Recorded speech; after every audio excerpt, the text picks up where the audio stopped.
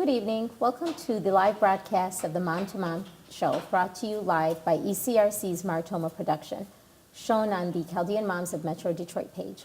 My name is Lisa Denha. I'm your host for tonight, and joining me are three women, Ikhlas Beshi, Lubna Siba, and Chanel Kizzy White.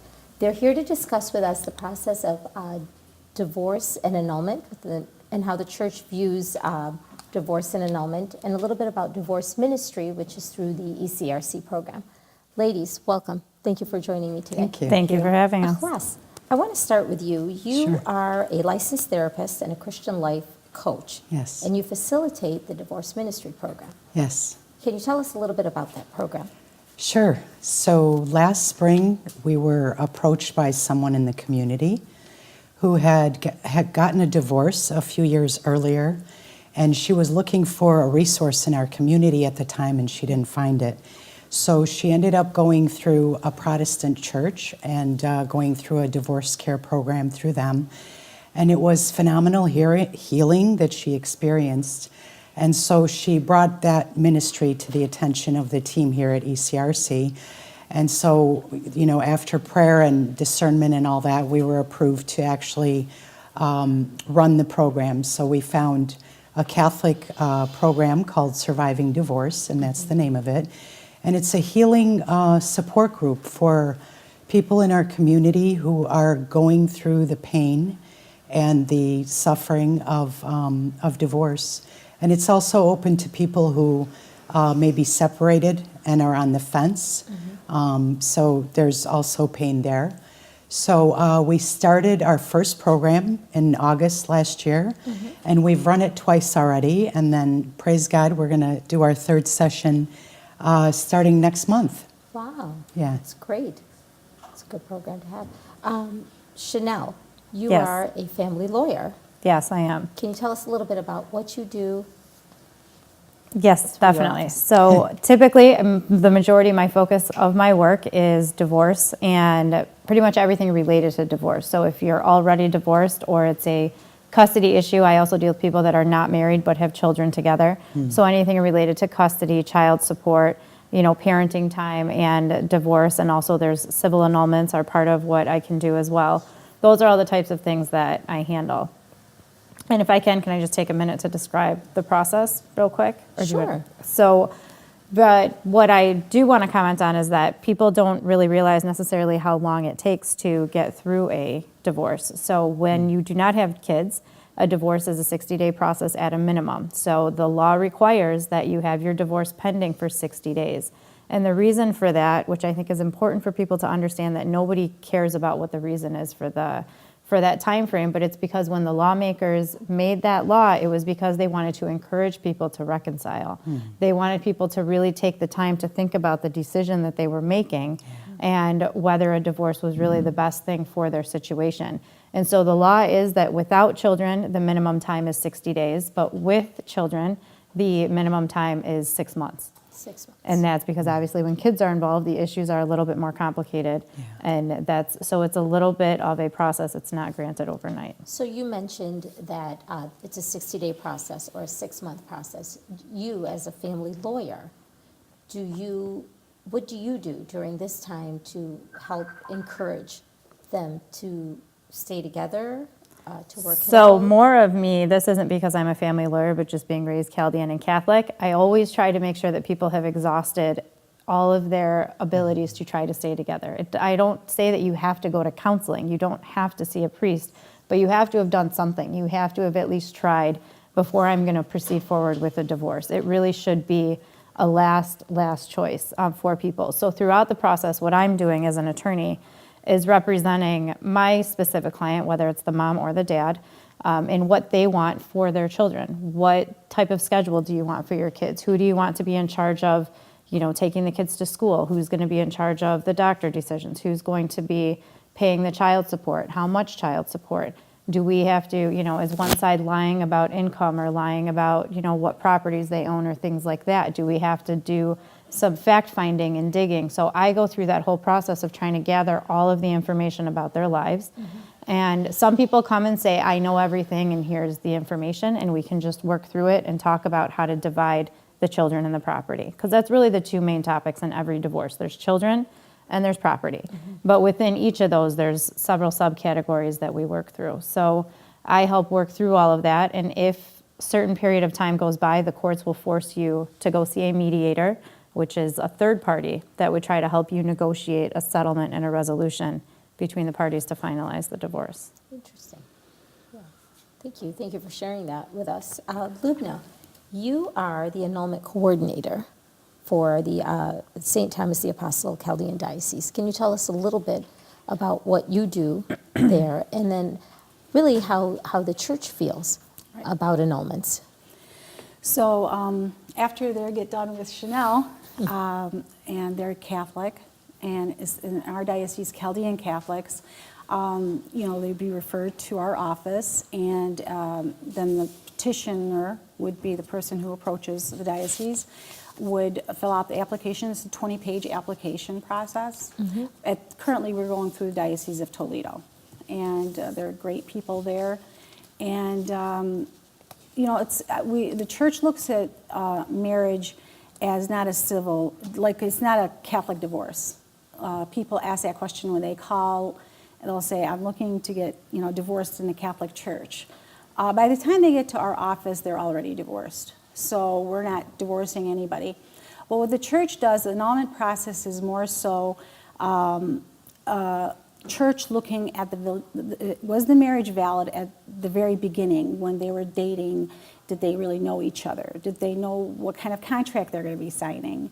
I'll give you an example. Like if you're buying a business, you're going to read the contract to make sure how long your lease is, what you're paying, and all of that. And if you didn't read the contract, then your contract is not valid. You're going to get surprises. And that's what happens in some marriages, unfortunately, today.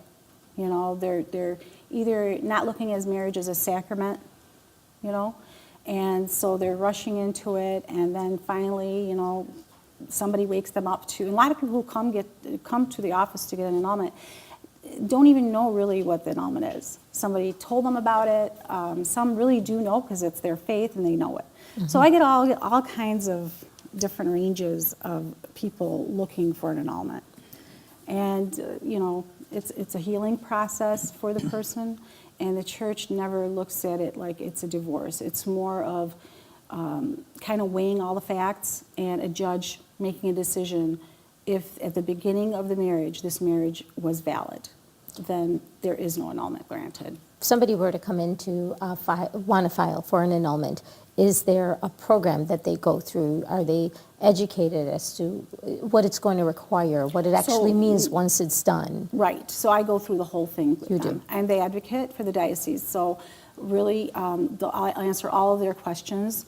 And really, I think as we're working together, the questions come up, And in the process, once we've applied for the annulment and it goes to the diocese, at this point, I'll just run real quick. You'd need your divorce papers, your marriage license, and your baptism, okay?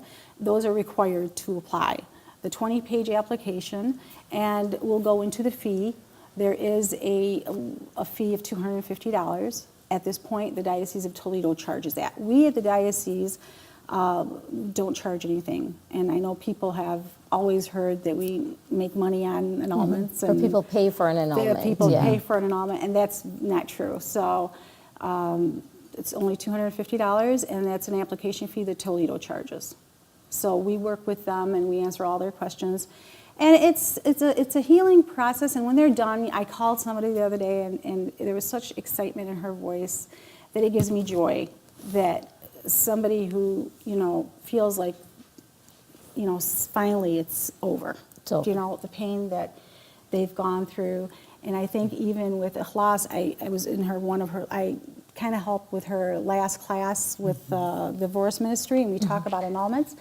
And it's nice when they're done. I actually completed one from her class that applied, and it was done. And it was like so much excitement in their voices when I feel like it's finally over. Who gets to decide that a marriage can be annulled? Is it something that's decided like locally within the Chaldean diocese, or is it the Toledo Yes, diocese so the that Toledo decides. diocese, yep. Okay. So the judicial vicar there, there's a process. Once the case gets to their office, there's a process, okay? The respondent will be notified, and there needs to be 3 witnesses at least, and they'll be notified. So there's I tell people there's a total of 4 letters they'll get, so it is a process, and the other person has a right to read what you wrote, you know? So it's a really, to some people it's a challenge to start it. They're afraid. I get calls from somebody, and then a year later they'll call me again because they just, I don't know if they're afraid of the process or just they've heard so many, things that are not true about the process, and it scares them. And I think once they're done, they're really, relieved. Typically, how long will it take to get an annulment? So it varies from case to case, and at this point, it can be anywhere from 6 to 9 months. 6 to 9 months. Now, okay. if everything goes smooth, and I have to say that because sometimes what delays the case the most is witnesses. You'll give somebody's name. The case does not go forward unless a witness responds. So I had one case last 2 years with Toledo. So really, it's not Toledo's fault. It's your witnesses. So you have to bring in people who are willing to help you and know how important this is to you. I see. Viewers, I noticed we're getting more viewers in. Feel free to ask any questions. The ladies are here to answer your questions. We want you to be a part of the conversation. If you were to type in a question, I would gladly read it to any one of the members of the panel, and we would love to be able to help you understand a little bit about how the church feels about divorce and annulments, and then just to educate you on what you can do to get help. Achlas, I want to direct a question to you. Sure. For you, let's see, you already told us how divorce ministry came about. So what is the church's teaching on divorce? I think that's a better question for Lubna as far as the church teaching on divorce. I think what I understand is that we enter into marriage as a sacrament, and that the vows that we make are for life, and part of each of our goals is to help get our spouse to heaven, right? Ideally, that's the situation. Sometimes that's not the reality. Sometimes people are in situations that are horrific. Maybe one spouse wants to get help and the other one doesn't. That's often the case. And sometimes, people feel like there is no way out. So, then you've got people, divorcing. And I think that, the church, of course, does not encourage divorce. We're not here to tell you, go get divorced and we'll annul you. This is not what this topic is about. It's happening, so this is reality, and we're here to talk about reality today. Yes. Okay? But when somebody gets divorced and doesn't, we want to mention the fact that an annulment is not necessary if you're planning never to remarry. Okay? And the reason being is, until that marriage is annulled, okay, you are officially married in the church. So you're not supposed to be dating, holding hands, sleeping with anybody. And that's true even if you're divorced, right? Yes. Right, So, but if you're divorced, you're still married in the eye of the church. right. So, and that's why the church never sees it that you're divorced. Okay? So you are still married. And so if you're planning never to do those things, you don't need an annulment to receive Holy Communion. Okay? But if you are doing those things, and you're supposed to not receive Holy Communion, okay, because you're putting yourself in a state of mortal sin. And that's all of us in a state of mortal sin, not just people who are divorced, We are not supposed to receive communion in a state of mortal sin. So it's just more obvious because we're talking about divorce today, okay? And so, to get divorced in the church and not get annulled, you can still receive communion. Everything is fine. You're not frowned upon by the priest because you're divorced or anything like that. Now, if you decide to get divorced and then do all those things and get married outside the church and all that stuff that some people do, then, you know, and again, we're not here to judge anybody. I'm not, but I'm just going to tell you what the church is teaching, like you said earlier. The church teaches that you'd be putting your soul, you know, in jeopardy. So that's what we don't encourage when people call and say, you know, I want to set a wedding date, I'm engaged, I'm this. I don't encourage that because I say, you know, what if your annulment doesn't go through? Are you going to marry this person? If you marry this person, you're going to be in a state of mortal sin for the rest of your life every time you sleep with this person. So, and really you're making a statement to your friends and family that this person is more important to you than God, you know, which is a big statement because we speak with our actions a lot of times, you know. And if you are out there and you are married and you're in a marriage outside the church, you can still annul your marriage, okay? Your previous marriage, correct it, you know, call our office. We worked with married couples all the time. Unfortunately, it does happen where people will get married in an Orthodox church, and in an Orthodox church, their marriages are valid in our eyes, but their annulments are not, because the annulment process is different, and they annul one person at a time. So in the Catholic Church, when you have an annulment that's complete, 2 people get annulled, the husband and the wife. But in the Orthodox Church, 1 person gets annulled. So you mentioned that if somebody came in and applied for an annulment and was granted, both parties are annulled. Yes. Can you contest an annulment if your ex comes in? Absolutely. So in the beginning of the process, the Diocese of Toledo asks, one of the first questions they ask, if this is an affirmative decision, will you appeal? Okay? So a lot of people will say, if sometimes they appeal just because, you know, they don't want their other spouse to get married, or they feel like they were in a valid marriage. They have their own stance on it, you know. And it can be it can be appealed. And in recent years, Pope Francis changed the law where, when I first started working on annulments, they had to go through 2 yes decisions, 2 courts. Now it's only 1, unless there's an appeal. Okay, so really the appeal court takes the case and kind of just checks off that this other diocese did everything, look for mistakes, and within a couple months you get another decision.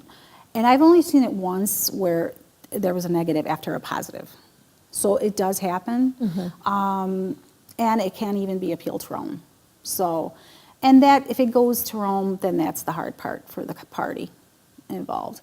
And again, we earlier when we were in our discussion, it's some people feel that marriages are valid and their annulment process should not exist because God made marriage and He made it perfect, and that we should not be annulled. And I mean, I agree with that, and there's nothing wrong with that thinking, right? No. The only thing is, the church allows for it. You know, what Jesus told Peter, what you bind on earth, I bind in heaven. What you loosen on earth, I loosen in heaven. So if the church in its wisdom decides that this, and judges a case and says this case is, null and void and an annulment is granted, you're free to marry in the Catholic Church. So really, the process of looking at marriages as in concrete, if that's how you feel about it, then you don't need to get annulled. You can stay married forever to this person in your, but you couldn't date.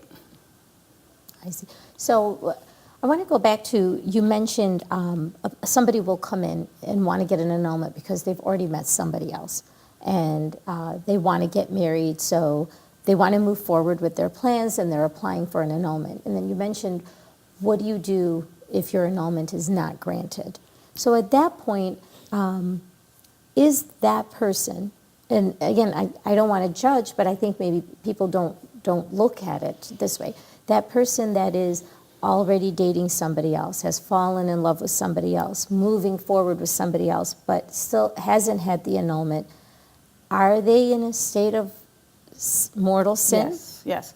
So I'm going to explain something to you that happens at when you're standing before the altar.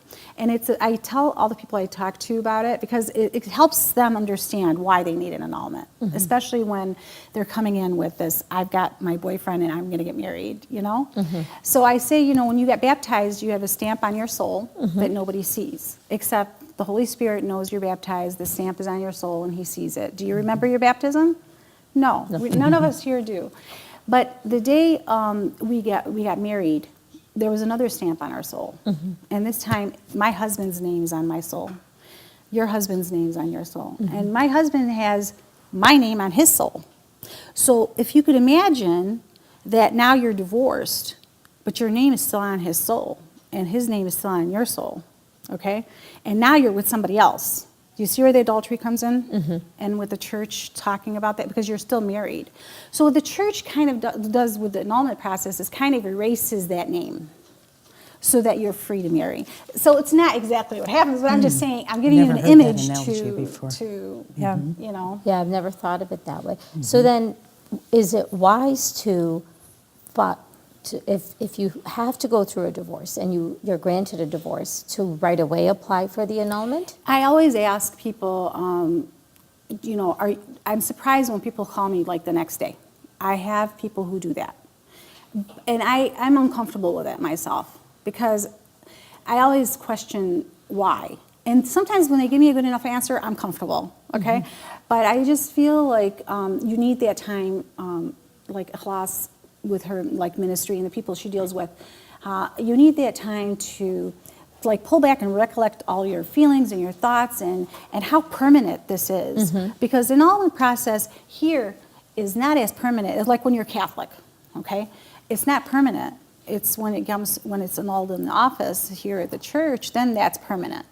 And I always try to express to them how important it is that they're very sure that's what they want to do. And sometimes, I'm going to be honest, I've had people, like moms drag in kids, okay? Or like my son needs an annulment.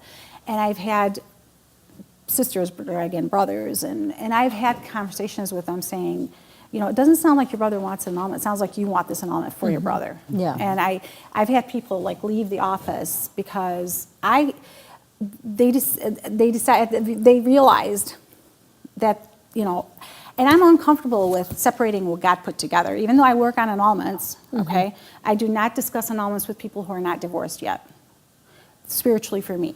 Okay. So people will call me and say, you know, I'm not divorced yet, but I want to know if this is my reasoning, can I get an annulment?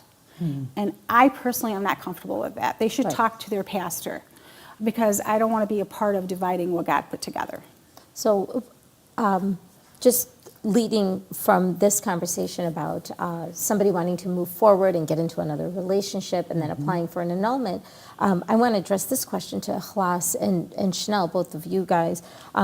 What are things to be aware of before entering into another relationship or a marriage? It seems like most people are not taking the necessary and crucial time to heal and then to see what actually went wrong with the first marriage before they're moving on to the second one.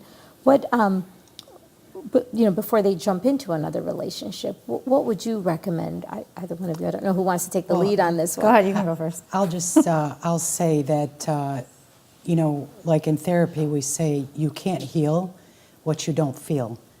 And I think a lot of times people go through the motions of life and relationships and circumstances, and a lot of us are on autopilot, right? So it's really important, like you said, to step back and to receive the healing that that you need, to look and see what went wrong, and how, maybe what was my part in it, right? How can I be the best version of myself the next time going around? And two, to keep in mind like family of origin, I think that is so important. So if you're gonna go, you know, thinking about going at it again and starting another relationship, the family of origin issues are so important, because another thing that we end up doing is that we bring those family of origin issues into our marriages. In fact, Harville Hendrix wrote a book, Getting the Love That You Want, years and years ago, and there's the theory that his book is based on is that, you know, we all have this brokenness coming into a marriage, right? The husband, the wife, and we all come from different experiences and backgrounds. So his theory is that that marriage becomes a place to work out those family of origin issues, right? Which requires patience, which requires sacrifice, which requires so much. So that's the thing that I see anymore, is that people haven't so much done their own work, whether it's therapy, whether it's spiritual direction, whether it's a support group. Oftentimes people are jumping into, you know, other relationships before they've done that important work of healing and grieving over the loss. But why do you think it is that sometimes they will jump into? So I'm going to actually take that, because I think to piggyback Sure. off of that, this is kind of one of the biggest problems that I see. So even though I handle cases that are through the divorce process, I handle a lot of work we call it post-judgment. So after the divorce is done, typically what happens is almost every single time one of the parties gets into a new relationship, now we're back in court fighting about everything related to the kids. And so what I think is very important, and what people tend to do, we have lots of situations that I see, it's very, very common, where you have a stay-at-home mom situation, where the person was a stay-at-home mom for 1 year, 2 year, 5 years, 10 years, and is financially completely dependent on the spouse during the marriage. Once they're divorced, people have this misconception that they think that their husband, or sometimes it's the wife, but that their spouse is supposed to care for them and pay their way for the next, 10, 15 years. Well, that's not reality. So then once they're divorced, they have to stand on their own 2 feet. So when they don't have the ability to do it on their own right away, because literally you sell a house, you have to move the next week, and you have no job and you have 2 kids you're supposed to support, what do you do? So if people don't have family to fall back on, they just kind of naturally fall into the first person that will financially support them. So it really becomes more of almost a financial need than anything else. And they have to move in with that person because they don't have somewhere to live. And you'll see this happening so fast, and it has such disastrous effects and impacts on the children too, because the kids see mom or dad just jumping from one relationship to the next. And there really is no logic or thought, except for a lot of these people, it's just straight up survival. And so this takes me to a very, very important point that I really want to make sure that I get across, is that what people don't realize necessarily when they come in, and this is something I counsel on if they come in to see me before we're filing for divorce, is that life is not always better after divorce. So even if you don't have a great marriage, sometimes an okay or a little bit bad marriage is still way better than not having the marriage, and what your life is going to be like, and what your kids are going to go through, and what you're going to go through. And trying to parent out of 2 different households is way more work than being in the same household. I would imagine. Yeah. Sorry. No, go ahead. I would say even very basic things about bedtime routine. What time the kids go to bed. Oh, when I go to dad's, he lets me stay up until 10 o'clock. Well, at mom's, I have to go to bed at 8 o'clock. And then the parents say, okay, well, just come over here. We'll let you do whatever you want when you're here. Or doing homework and when it has to be done. Parents get mad because every time he's at his mom's house, she never does homework with him, and then now he's failing because of her. And, it's that the more that the parents don't communicate, you actually have to communicate more when you're divorced to know if your kids' Sure. schedules and practices and games. One parent gets mad at another one because they didn't take the kid to practice. But guess what? It was a rain or rescheduling or something, and the one parent didn't tell the other one, and then it turns into a big fight, and then you're back in court over the fact that he doesn't take care of the kids properly because he doesn't get them to their activities. So Chanel, So- I'm sorry. No, go ahead. Has it been part of your experience when you're further along that journey and the post stuff is happening, that you see people actually like regretting the fact that they divorced, I have. thinking that the grass was greener on the other side? So I have seen that happen, and I actually have represented a couple of couples that have gotten remarried to each other. Oh wow! Wow. Wow. And that's a good thing for them to It is. Yeah. It's a get back, good thing. yes. And they work on it. Or couples that will. This has happened a few times too. I've been practicing for 12 years, so not over 12 years. A couple times where people will get divorced and then live separate for a while and then get back together and move back in together, but they don't necessarily get remarried.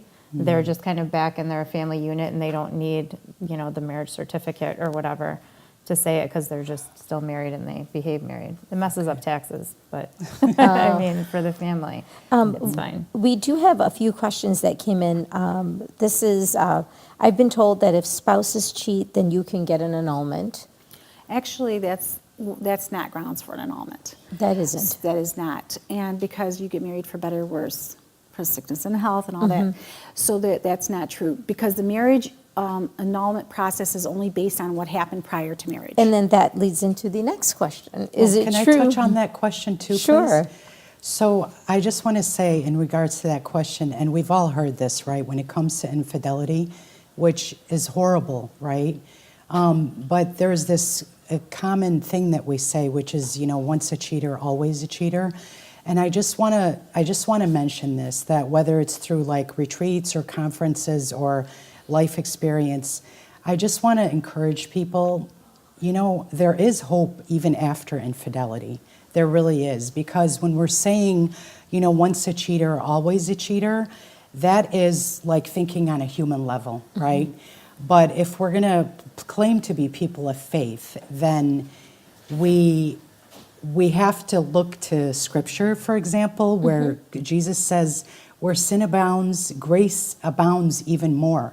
And if you look at research on infidelity, there's so much research that points to the fact that if the couples can just try to work it out, whether it's going to counseling, getting whatever kind of help, if they can work through it, their marriage comes out even stronger than prior to the spouse that was unfaithful, prior to the infidelity. So even with infidelity, there is hope, and I've seen it. You've seen it. Yeah. And there's That's also nice to the hear. other part of Yeah. that too, where if somebody is cheating, people don't typically, there's exceptions to every rule, but people don't typically cheat for no reason.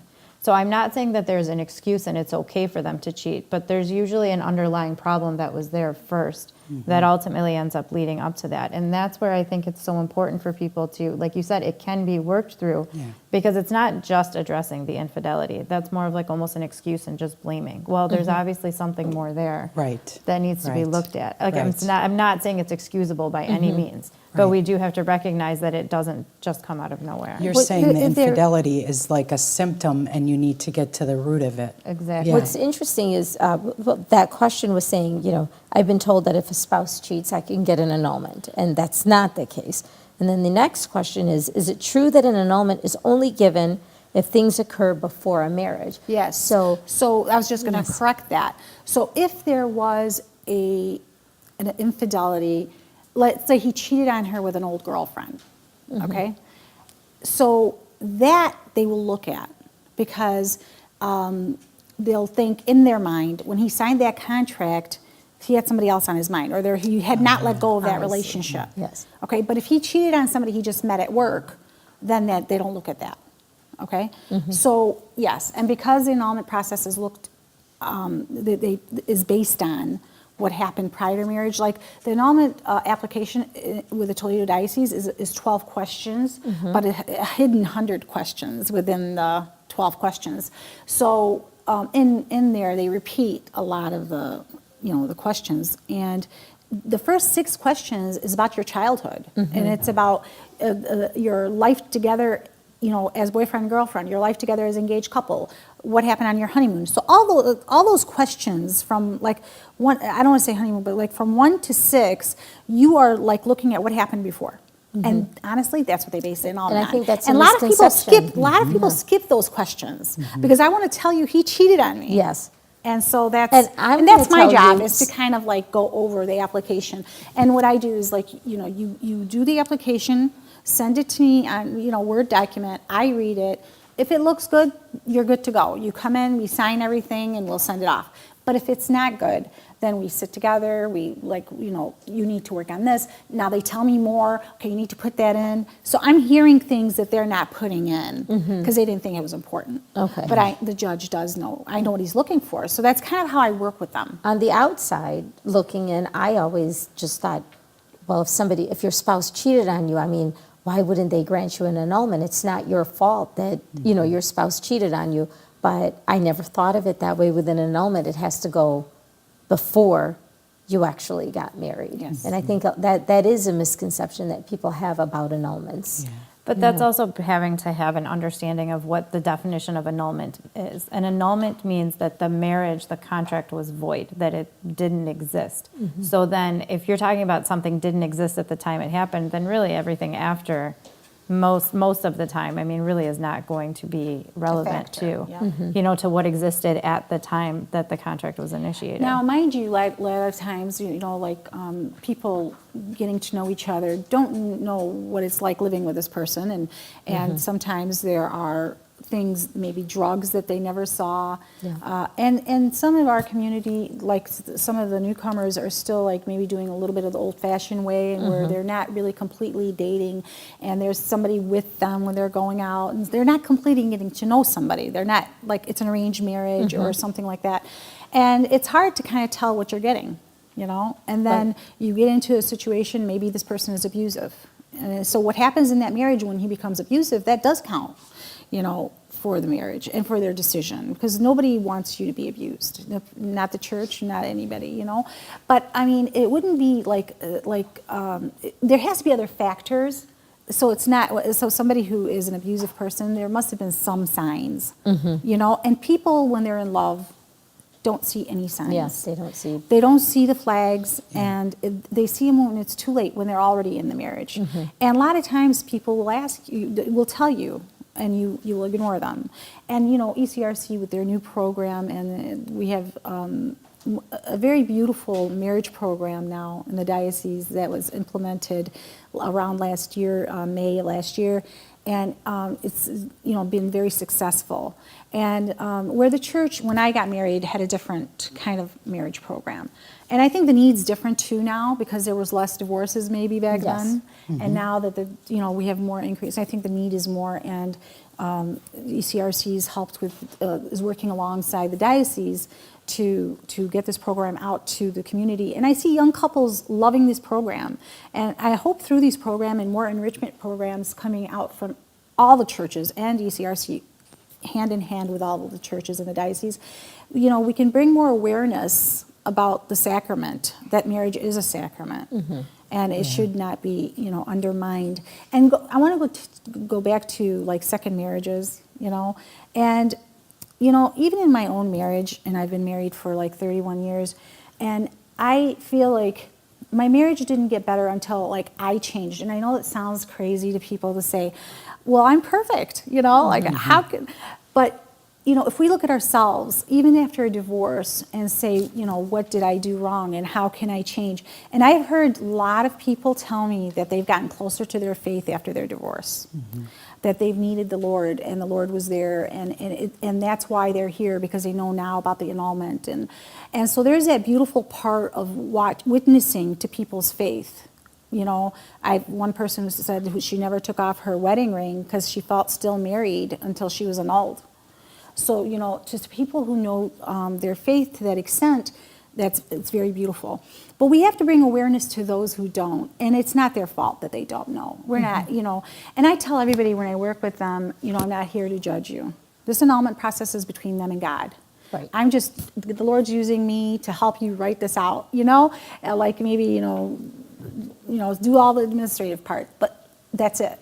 The process is beautiful because it is between you and the Lord. And I always say, your talk as if you're telling the Lord the story. He already knows, so just put it on paper. Because the person who's going to read it is a priest, and really, he knows, he's heard everything. And by the time you read your second or third, and you work on your second or third annulment, you've heard a lot, and you just forget a lot anyway. So it's not that I don't care, but I do care. But I think it's important. I don't want to sound like I don't care. I do care about every single person that comes there. But I want it to be between them and God. It's not because I don't want to hear everything that happened in your marriage. I want it to be, it's a relief. It's like you going to confession or me going to confession, and after we get out of confession, boy, I think it feels good, right? Yeah. And a lot of people leave our office saying, wow, I just feel like I have loads off, Wow. just by applying. Haven't even granted yet, but just putting in the paperwork and applying, they just feel a sense of relief. You mentioned, you were married 31 years ago, and I've been married 27 years. I still remember marriage class was on Thursday with the bishop Right. back when I Right, got right. married. And it was Bishop Abraham at the time. And it was like a 1 or 2 hour class, and now you fast forward 27 years later, divorce is more common in our community. And it's sad that it is the way it is. What is the church doing now? And you mentioned there's programs through ECRC. I'd like to talk a little bit about these programs to let people know what is available to them now that they can take advantage of before they get married, to help them get to that altar ready to be married. But There are a lot of marriage retreats going on now, but hopefully one day we will have an engagement couples retreat. I hope that happens so one day. it's more for married couples. That's right Yeah. now. It's for married couples, but the churches throughout the diocese, it just has more youth programs. They're preparing them in the youth program for dating and Yeah. for when my kids, when I was little, I mean, we didn't They're have that. talking We about didn't have it. chastity and Yes. purity and all So that. they're in the Yes. youth groups. Your children, I'm sure, all our Yes. children have access to that at a younger age than we did, And so that even those programs in those youth groups and all the churches, they're making awareness about marriage and sacrament and boyfriend and girlfriend, chastity, and that They're kind of planting the stuff. seeds You're along the planting way. the seeds, exactly. Yeah. And there are probably some Bible studies that go on and talk about all this. It's growing in your own faith. It's always, we talked about this earlier, that even in my own faith, and I call myself a revert, in my own faith, I feel like everything was always available to me, but I was just not open to it. And so we like to blame the church. It's the church's fault. The church wasn't really good back then, but the church still had the Bible back then. I just chose not to read it. And I think that it's important that if we start looking at our faults and not just our spouses, then maybe our marriages, and how I respond to my husband changed how he responded to me. And that's the first thing that I decided to do in my own life, whether it was about making a comment about the food, and I would have maybe been defensive. Instead, I became more charitable, and in time, I think that just helped enrich my own marriage. And Very so nice, I think very well that's said. Just want to piggyback on that. Actually, the person who created this surviving divorce program that we do through ECRC, her name is Rose Sweet. So she was actually married and divorced 3 times. So she jokes around like, I didn't get it right until after the 3rd time. And she's just straight up about what happened the first 3 times. She said that, she says that divorce is not the problem when we're talking about this discussion. She says pride is what the problem is. And that goes back to what Lubna was saying. So whatever we're focusing on is going to expand, right? Yes. And so she talks about how she was all about the white picket fence. I mean, that's what she says, but it's your own version of whatever the white picket fence is, right? Whether it's the house or the car, or the kind of lifestyle that you're going to have, or whatever. So she admits that a lot of it was being attached to earthly things and material things. And it wasn't until after the 3rd time that she said it was like the Lord just brought her to her knees, and she realized her own sinfulness, her own pride, her own focus constantly on self, And that's not what we're called to do, right? We're called to mimic Jesus's vulnerability and his, sacrificial love that he, died for on the cross for us. So that's huge. When I heard that quote from her, it just took me back, because if you look at pride and you look at some of the reasons why people want to escape the marriage or end it, it's one or the other spouse it's either one of them that's focusing more on themselves, me, I want this, I want that, or their own attachment to things, whether it's an addiction, whether it's, earthly things. So I just wanted to touch on that. Do you think, in your opinion, and this was a question I was going to ask, it's funny that you mentioned how we're attached to our earthly things. Why do you think that divorce is more common now, or is not as shocking now within our community, or the rise in divorce? It seems like you could be a married couple for a year, and you've dated for years. You're married for 1 year, and then all of a sudden you have to get a divorce. What happened? Or you're married for so many years, and then it's like you're kind of halfway there. Why are you getting the divorce? What is it that is making it more common? Well, I think some of it is just we're assimilating more into the culture. Some of it is people want, it's true, people want sometimes the easy way out. Then you combine that with less humility, which goes back to the pride that we were talking about. And then just less of realizing that marriage is a sacrifice. It's work. It really is. Yeah. It's a sacrifice. It's not about, how many of us can say when we were dating, we're looking at our, fiance at the time and going, yeah, I'm going to change this about him. When we get married, I'm going to change that about him. And again, it's I'm going to change him. Yes. I am going to do, and that's where we fall short, right? So I think it's just, I think that's the biggest thing. And then not realizing what our faith is and what our church teaches about marriage. What is marriage? What is the sacrament? Do we realize that when we're getting to the altar and we're getting married, that God is pouring supernatural graces on us like he is with the rest of the sacraments? I think that's just some of the reasons. I think the culture too. I had a couple who arrived from Iraq. They were probably married for 40 years. And arrived in the airport. One went with her son, one went with the daughter, and they figured they came to America, now they can get divorced. They had lived a miserable life from day one into their marriage. And as soon as they arrived on American soil, they felt the freedom to divorce. There, they felt they would have been judged by their neighbors. They would have been, and as soon as they arrived to America, they were more comfortable with the fact that they they divorced and applied for an annulment. And according to both parties, they were miserable from day one.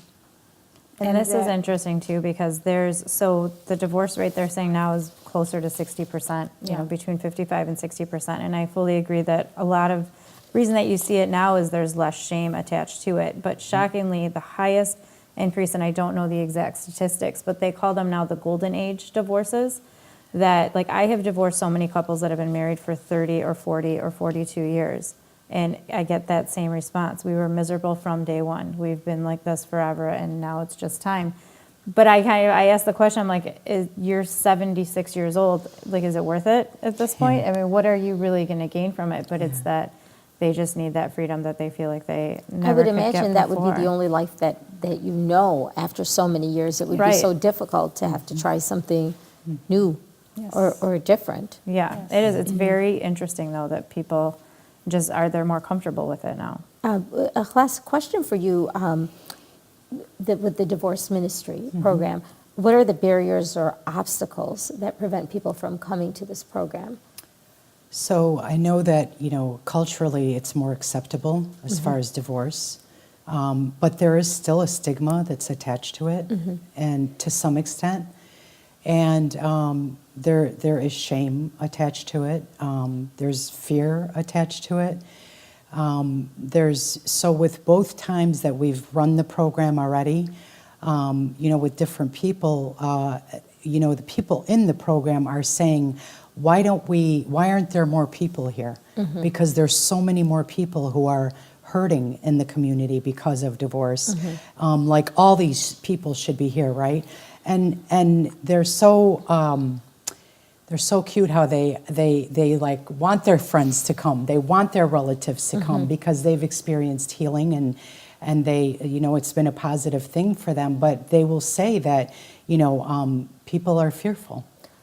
So The How many people program have is you open- had in the program, just out of curiosity? we've had like 10 to 15 each time that we've ran it. That's So pretty when good. the program Yeah. runs, is it strictly for divorced couples? Could it be open to their children, maybe that want to, if they're adult children, let's say, they want to come to experience healing? Is it? It wouldn't be open to their children, No. no. It's just for them. Just for the And it's couples. for people who are divorced. It's also for people who are separated. Okay. Do Sometimes, they have to come as a couple? No, You no, could not come at by all. yourself? Yes. Okay. And then within the program, there is an area every week called family pages that we discuss. And so if one week we're talking about, let's say, anger or unforgiveness, that week's family pages will give pointers on how to address that same issue with your children. There's discussion starters, there's scripture that you can read with your kids. So, because oftentimes, it's hard enough for us to process our own pain and what we're going through, let alone having that conversation with our kids. So that's a really good resource as far as helping them then go out and talk to their kids about that same subject. So if a couple has gone through a divorce and they come to a divorce ministry, are they to expect to figure out how to move forward as a divorced couple and heal, or do you work at possibly getting them to realize where maybe where the error was Right. from when they were married and Right. maybe reconnect? Yeah, so there's a couple sessions where we touch on the fact that, like the one on, forgiveness. If they feel that there's any way, shape, or form that there can be reconciliation, then of course that's encouraged, right? But the program itself is, it's a healing support, it's a support group, basically. And the group dynamic is everyone has gone through that experience of divorce, and some of them may have been divorced fresh this year or last year, some divorced for 5 years, 10 years, some people more than that. So everyone is kind of at a different place in their process. But that's still that beautiful group dynamic where they see themselves in each other when they're talking about their Yes. different experiences. I have a question. Somebody's asking, what if, Diana's asking, what if someone is asking for a divorce because of cheating? How do we deal with that? So let me jump in on this one really quick. Yes, People please. want to jump in when they file for divorce and they want to tell the court why they're getting a divorce. Michigan is a no-fault state. So what that means is Michigan does not care 1 second or 1 cent what the reason is for the divorce. So it could be that the person cheated 500 times. It could be that they're a drug addict or gambled away your house and you lost everything that you had because of their addiction. The court doesn't care. They don't care why you're getting it. If you say you want a divorce, they will eventually grant it. The only time that the fault comes into play is when you're talking about the division of assets and debts. So that's a part of the divorce process. So the person that is at fault may get a little bit less of the assets or a little bit more of the debt, because if they were a gambler and they gambled away all the whatever and all the debt is because of them, then that would make them more responsible for the debt. But as it relates to, the kids or just the court, like punishing this person because they did something that caused the divorce, it's not going to happen. And that's a very common misconception. So fault really doesn't matter, and that's very hard even as an attorney to work through, because people want to keep hurting and pushing the other side because they did this to me, they said this, they called my mom this, they did this, and they can't forgive them. And you don't want to seem insensitive and say you don't care, but the reality is that the court doesn't care and it's not going to impact the outcome, so we need to focus on what's important. So that's very hard for people to get past, and I understand it. I don't know That's that I another would be able. misconception. Yeah. Yeah, I'm not saying I would be able to get past it, but in order to, move forward with your life, you have to the court almost forces you to push that aside and not pay attention to it. This would be a question for all three of you. What have been some powerful stories that have come from the ministry? What have been some powerful stories from your experiences, whether it's annulment or being a family lawyer, or in your case, a facilitator? So Anything come to mind? Yeah, absolutely. I'll piggyback on what you just said, actually, as far as the example you just gave, where the person was being driven by revenge, right? Because there was like anger and unforgiveness there. One of the most incredible stories is the first time we ran the session, we had gone through our session on forgiveness. And so the way the program is set up, the first hour, we watch a video that has testimonials of people who have gone through a divorce, real people, real testimonies. And then Christopher West comes in, who does a lot of the theology of the body, which is amazing. And Dr. Ray Garendi, who's a Catholic therapist. So With there's 8 vignettes children, on there. I want to say. What's Is that? it 8 children? Yes. Or 8 or 9. Is it or 9 10. now? Oh my God. Yes. Once you have 8, 9, 10. Right? but- Who's I counting? think some Yes. are adopted, I think. Yes, they Yes. are. So we watch a video, and then after that, we process the video. And so we were processing on forgiveness. And so the following week, one of the members came back, and when she came to class that day, her affect was completely different. She just seemed like she was lighter. And what happened was, after that session, she went home. She was thinking about it, and she contacted her ex-spouse, reached out to him, and told him that she wanted to connect. And she ended up extending forgiveness to him, and he extended forgiveness to her. She ended up going to confession like soon after that, and she had not been to confession in years. Wow. And she talked about how freeing and how liberating it was to just let it go, right? And not to want to see bad happen to him, or not to want, to get revenge. So there's, the Holy Spirit is all over it. People come and they are hungry for healing. And like Lubna alluded to earlier, because of the suffering that comes with that experience, people are, I don't think that there's one person who's gone through the support group that hasn't said that since their divorce, they are much closer in their faith, in their relationship with God. For example, they may have before gone to church like every Sunday, or some people on Easter and Christmas, where now they actually have that personal relationship with Christ. They have a prayer life. They're attending the sacraments. So that's one. Another one is on an emotional level. One of the women came in sort of halfway through. She was just a mess with all the circumstances around her situation. And so after going through the program, another thing we do is take your emotional temperature, right? So you're gauging that day, what do your emotions look like? Are you upset? Are you, angry? Are you frustrated? And then you rate them on a scale from 1 to 10, 10 being the most intense as far as feeling that feeling. So she was crying when she first filled that out. And then, fast forward towards the end of the program, now she's filling out the same thing. And instead of a 10, and it was her anger, instead of a 10, it was a 0. And she was still bawling out, but this time she was crying out of gratitude. Wow. Because she had healed that much. Wow.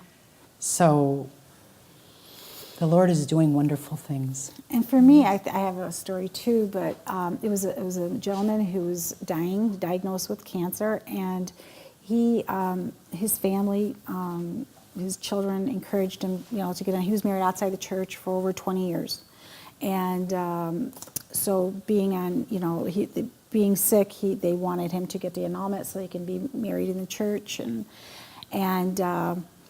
through the process had to get rushed because he got very sick, and he ended up getting married on his deathbed in the hospital. But that's how important it was to him to get annulled and married in the church. Wow. So I get goosebumps even when I tell the story today. It's a beautiful family, and the only reason I share the story because his daughter also shared the story on Facebook. Wow. So it's out there somewhere, and it's very beautiful because to some people, they're taking it for granted, you know, the sacrament of marriage, you know, and they can get annulled and get married in a beautiful way. And I've had couples get closer together through the process, like if they're engaged, and because they don't want to wait the 6 months, they don't want to wait the 9 months. But then when they do, I've seen them get closer and I've seen them break up, which is never a bad thing. Right. Both scenarios. And I think that rushing anything is not good, you know. So it's a beautiful healing ministry. So, and I know we're coming close to ending. And if anybody needs an annulment or is thinking about it, and you might live somewhere not locally, just contact your pastor at your parish, because you know where you got married and where you got divorced, or where you're living now is where you can get your annulment. So contact your diocese locally.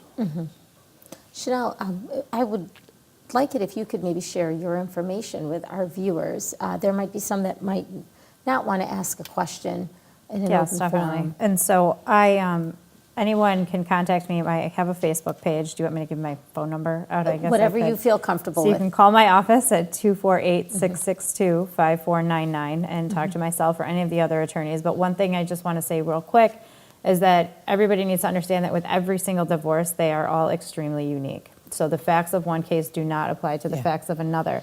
And that's very hard within our community because everybody talks. And if I tell you for every single divorce I've ever handled for a Chaldean in my office, I always hear, well, so-and-so got the whole house and this and that, and why can't I get that in my case?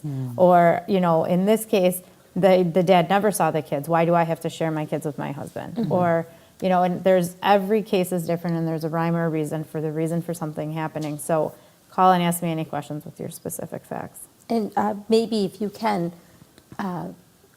go onto the site and maybe just share your phone number through the feed. I can do that as well. Perfect. Yeah. Perfect. Thank you so much for being here today. And feels like 1 hour just flew by. And It does. there was so many other questions. But if you have any questions, viewers, please feel free to share them on the feed. And hopefully, ladies, if you happen to come across the questions, feel free to answer them, and I hope you would be open to maybe somebody reaching out to you to ask Yeah, questions. absolutely. So if you have questions, please feel free to reach out to any one of the panel members. Thank you for being here today. Thank you for sharing your thoughts with us, and we wish you a good night.